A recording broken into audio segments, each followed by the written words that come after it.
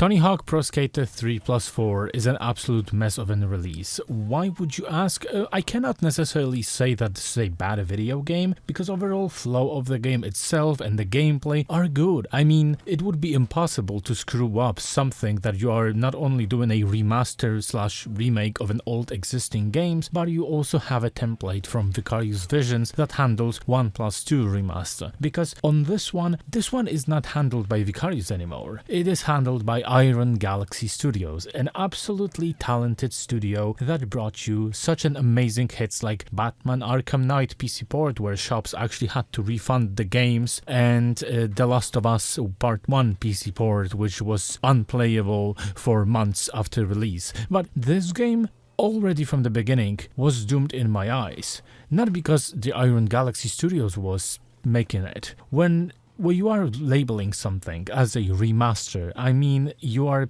porting the original experience just in a visually upgraded form. And why is this game even labeled as remaster? Because let's be honest, Tony Hawk Pro Skater 4 is completely butchered and there is no free roam in the campaign itself. All the maps have playable like free skate mode, but there's no actual goals, and the goals, if you want to complete it, you are always restricted to a 2-minute timer that you would be restricted in Tony Hawk Pro Skater 1, 2 and 3. So the whole structure of a Tony Hawk Pro Skater 4 was open maps, no time restraints, and NPCs that you could talk to that would give you a missions to complete. And there was plenty of those NPCs on the maps. So in here, they just lazily took maps from Tony Hawk Pro Skater 4, slapped a timer on the ass of this game, and made you play these maps in a clownish way that they were never intended to be played in, because they are also bigger maps that required from you more time to search for some things. So at this point, you can't call this game a remaster because it is a false advertising. That's why also I think this game doesn't have anything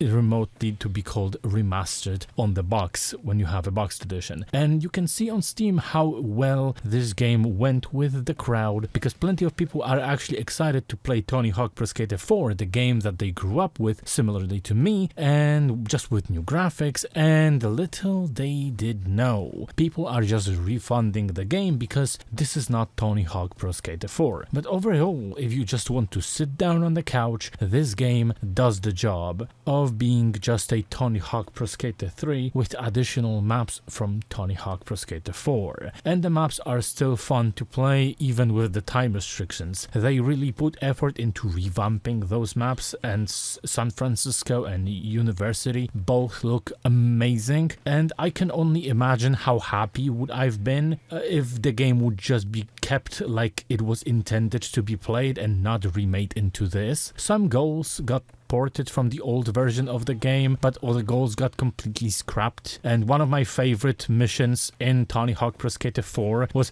pushing people into the water on the Alcatraz map. It's completely out of the game because I think the studio maybe thought that this is going to be too problematic to portray in these days. So keep that in mind. There's not even an option to push anyone into the water at all in the entire game. And some missions in this fashion that this game is kept don't make any sense. For an example, in college, you have to take revenge on the frat, and to do so you go to pick up the mission in the original from the kid that has been thrown into the trash can, and then he says that the frat actually cooked him like that, and you are sent on a mission to destroy the beer barrels. So in this game you just straight up have beer barrels and you have to slam into them with no explanation, no mission, no nothing. So you just do it to a frat that didn't do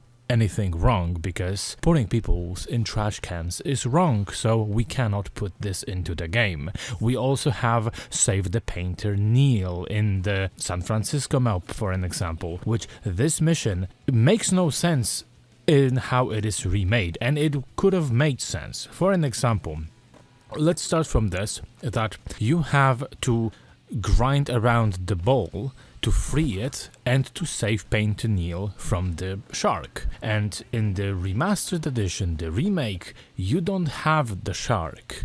You have him just hanging from the sign, and you just have to grind around the ball, kick it additionally, and then the ball magically eliminates the shark that was not a threat until the ball reached the pier. Yes, nitpick, but it makes no sense because it feels like you are saving the painter from hanging from the sign with kicking the ball down the pier. That makes no sense. But additionally, grinding around the ball is really hard to pull off for me personally. In the remake, I could not for nothing jump on that rope and grind around it and then additionally kick the ball to make it roll down the pier. I could not.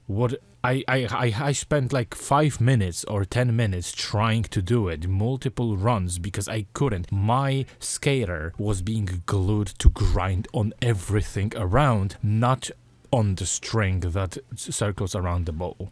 Then I went back to the original game to see if this is going to be the same thing happening in the original game, because I don't remember this being such a problem in the original. Well, would you look at that, here's the gameplay. I did it on the first go, because for some reason, in the remake of the 3 and 4, your skater is going to glue itself to everything that is around this fucking place, but not to the one thing that you need to glue yourself to grind around it. 2 maps are completely cut from the game, this being Carnival and Chicago, and they didn't add any like PS1 levels in exchange. No, they just took 2 completely new levels that they made. And I can admit, Water Park level is amazing. Probably one of the better maps in the entire game, in the entire package. That pinball map, this doesn't fit the vibe. It's not necessarily a bad map, but it doesn't fit the vibe of the game. The style of this map is completely off, and personally it was more of a chore for me to play, and I didn't really have much fun with this one. So what they changed is, on a cruise ship there is no Neversoft girls, there is no blood effects in the game, no profanity at all. The cutscene in THPS 3 was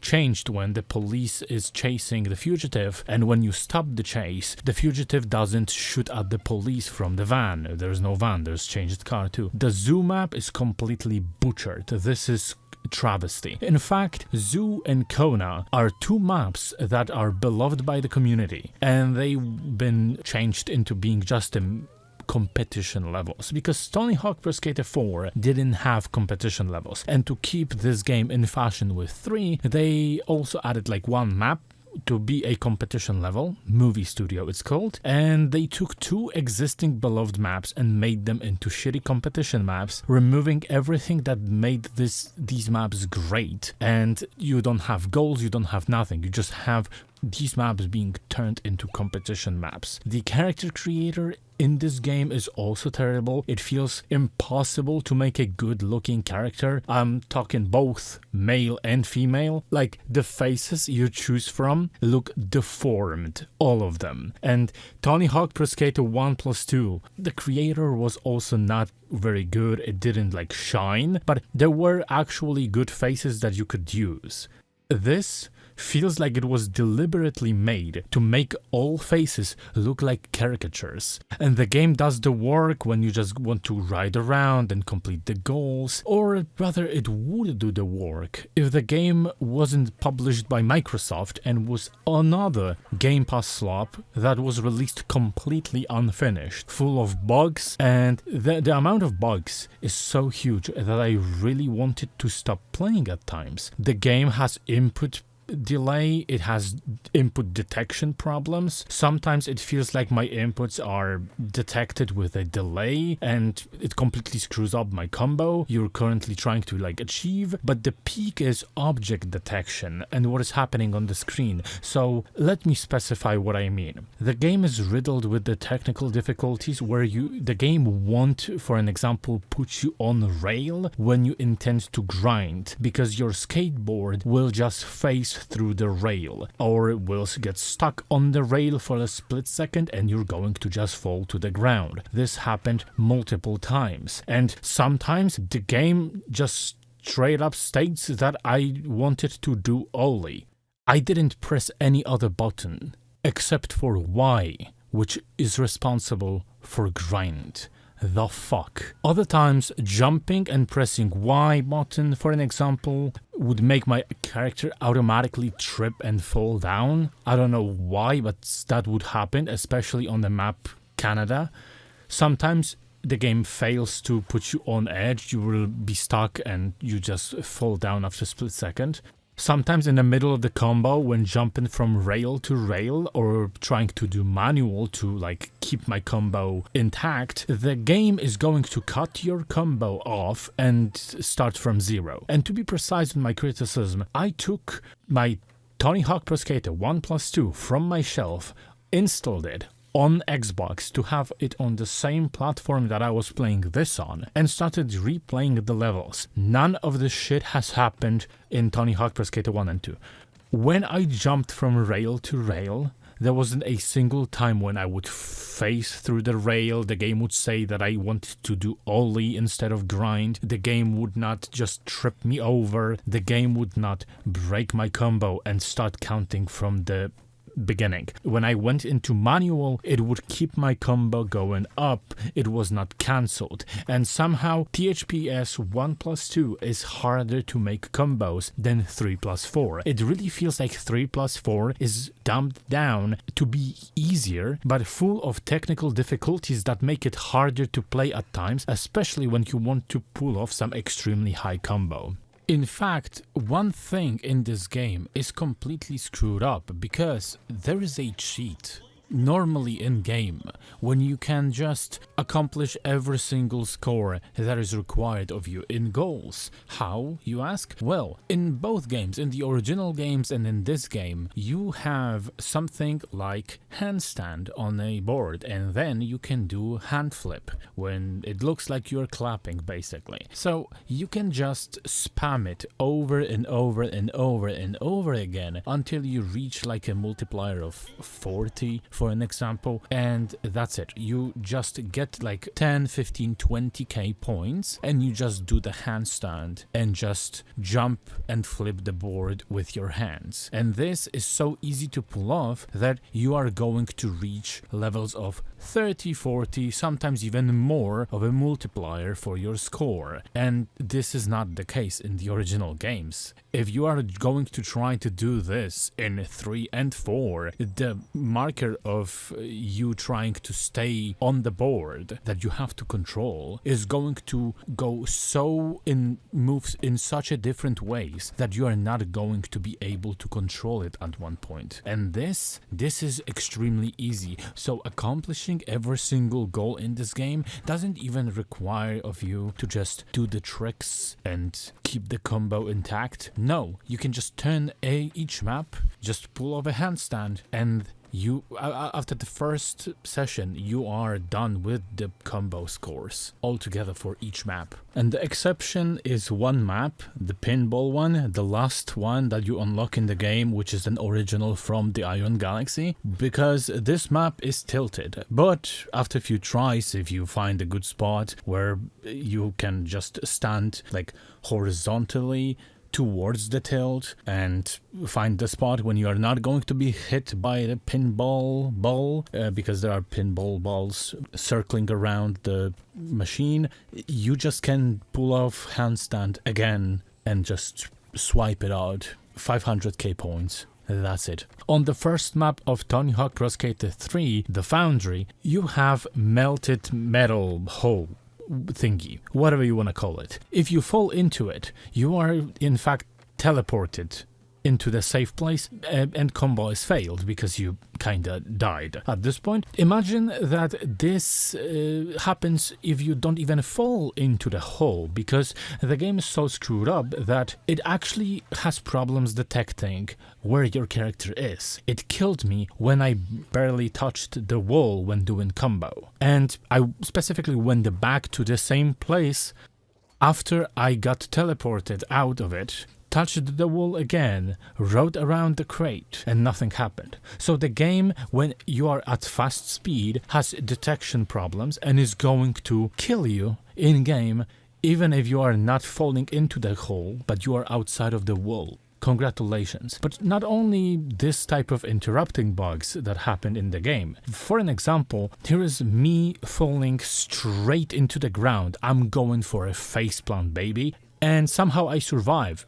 And this happened multiple times. I just landed on the straight legs, and other times when I was, for an example, jumping from edge of the ramp to other ramp, my character got teleported and glued to the ramp itself instead of the edge, and stuff like this is prevalent in this game. Here, for an example, on an airport, when I tried to do the quest to do an airwalk over the escalator, I did it twice and the game didn't count it. I had to repeat it over and over and over again until the game finally acknowledged that I did airwalk over the escalator. And sometimes it does feel like this entire graphical overhaul of these maps makes them harder to navigate and to read, because the main offenders of this problem are Canada and Cruise Ship, so both maps from the THPS 3, which, with this graphical bloat on these maps, it is unclear where you're going and where you can go, and I had way less fun playing these maps because of that. They were still fun to engage with, but the graphical bloat on these maps is off the charts. None of these maps on THPS 4, for an example, have the same problems, and the best map to read in the entire game is probably the Iron Galaxy's original, meaning Pinball and Water Park.